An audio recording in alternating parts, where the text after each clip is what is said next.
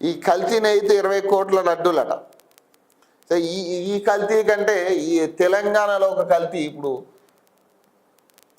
నిన్న జరిగింది. పెద్దమ్మ తల్లి టెంపుల్లో ఈ అభిషేకం లడ్డూలని అమ్ముతారు. 150 రూపాయలు లడ్డు, అభిషేకం లడ్డు పెద్దమ్మ తల్లి టెంపుల్.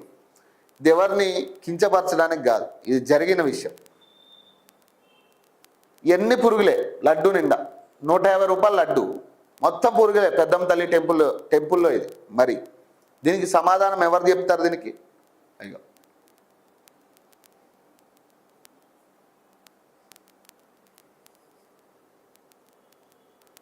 అయ్యో, ఇంత ఘోరంగా తయారవుతుందా? అసలు దేవుడి పేరు చెప్పి ఏం చేస్తున్నారు మీరు? ఇప్పుడు వచ్చే భక్తుల మనోభావాలు దెబ్బతీసే ప్రయత్నమే కదా ఇది. ఇప్పుడు దేవుడి పేరు చెప్పి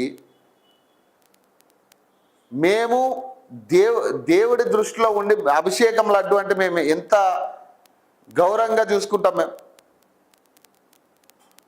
మరి అలాంటి లడ్డూలు ఇదా పరిస్థితి.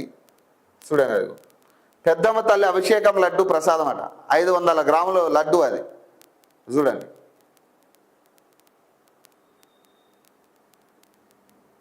అది పురుగులు. ఇంత దారుణం దేవుడి పేరు చెప్పి. ఇక చూడండి, ఒక్కటి కాదు, చూడండి ఎన్ని పురుగులు ఉన్నాయాడా. ఎవడైనా కనీసం అది చూసి, ఇప్పుడు చూడకుండా తింటే ఏంటి పరిస్థితి? దాన్ని దేవుడి ప్రసాదమే కానీ మనం ఏమనుకుంటాం, ఇట్లా తీసుకుని కళ్ళకద్దుకుని తింటాం. తింటే ఏంటి పరిస్థితి? చూడకుండా తింటే వాటిని. ఇంత దారుణమైన పరిస్థితి. చూడండి, అది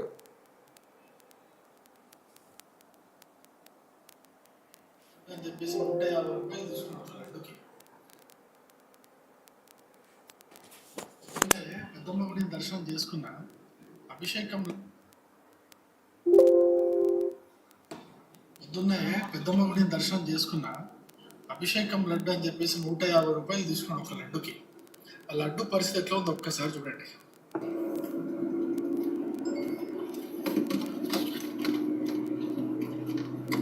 అది లడ్డు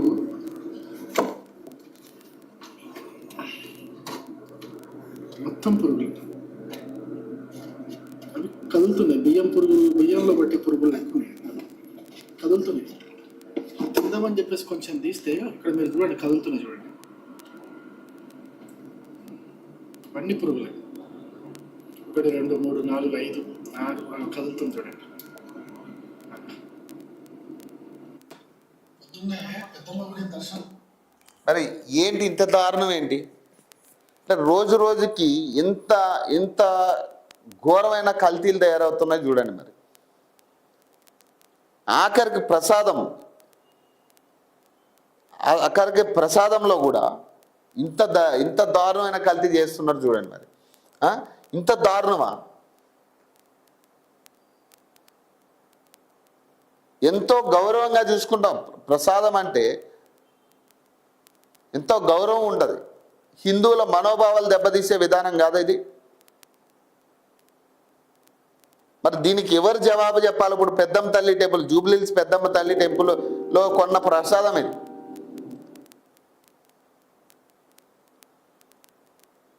దయచేసి భక్తులందరికీ నేను ఒకటే చెప్తున్నా, ఇది మీరు ఏమని అనుకోండి, ఇట్లాంటి సిచ్యువేషన్స్ మాకు జరిగాయి కాబట్టి మేము చెప్తున్నాం. ఇట్లాంటి సిచ్యువేషన్స్ జరుగుతున్నాయి కాబట్టి మీరు కూడా 1కి 2 సార్లు మీరు కొన్న ప్రసాదాన్ని చెక్ చేసుకోండి. దయచేసి మీరు కొంటున్న ప్రసాదాన్ని ఒకసారి చూసుకోండి. ఇట్లా చెప్పకూడదు. ఒక ప్రసాద విషయంలో ఖచ్చితంగా మనం ఏ ఆధారాలు లేకుండా అయితే మాట్లాడకూడదు, కానీ ఆధారాలతోనే మాట్లాడుతున్నాం.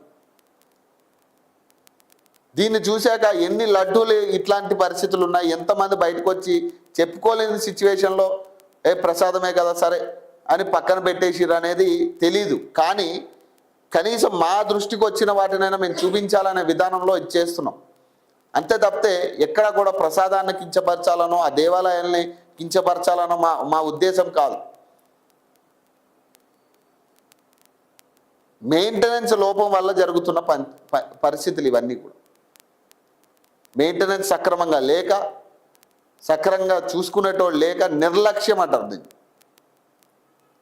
నిర్లక్ష్యంతో జరిగే పరిస్థితులు ఇవన్నీ. వస్తారు కదా భక్తులు, కొనుక్కుంటారు, పోతారు, పిచ్చోళ్ళు వాళ్ళు అనే కాడికి ట్రీట్ చేసే విధానం ఇదంతా కూడా. సో కాబట్టి ఖచ్చితంగా భక్తులు కూడా ఒకసారి మీరు కొన్న ప్రసాదాలు ఎట్లాంటివి ఏమైనా ఉంటే కింద కామెంట్ చేయండి. ఖచ్చితంగా మీకు ఏదైనా ఇట్లాంటి ఇష్యూస్ రేజ్ అయినాయి ఒకసారి కామెంట్ చేయండి. ఖచ్చితంగా వీటి మీద మనం గొంతులు లేవనెత్తాల్సిన పరిస్థితి. లేకపోతే ఇదే కంటిన్యూ అయితే కనుక ఖచ్చితంగా భక్తుల ఈ నమ్మకాన్ని ఇబ్బందులు పెట్టే ప్రయత్నం ఇది. మనం నమ్మిన దేవుణ్ణి ఆ ప్రసాదం పేరు మీద వాళ్ళు చేసే ఇట్లాంటి పరిస్థితులన్నీ ఖచ్చితంగా మనం అరికట్టాలి.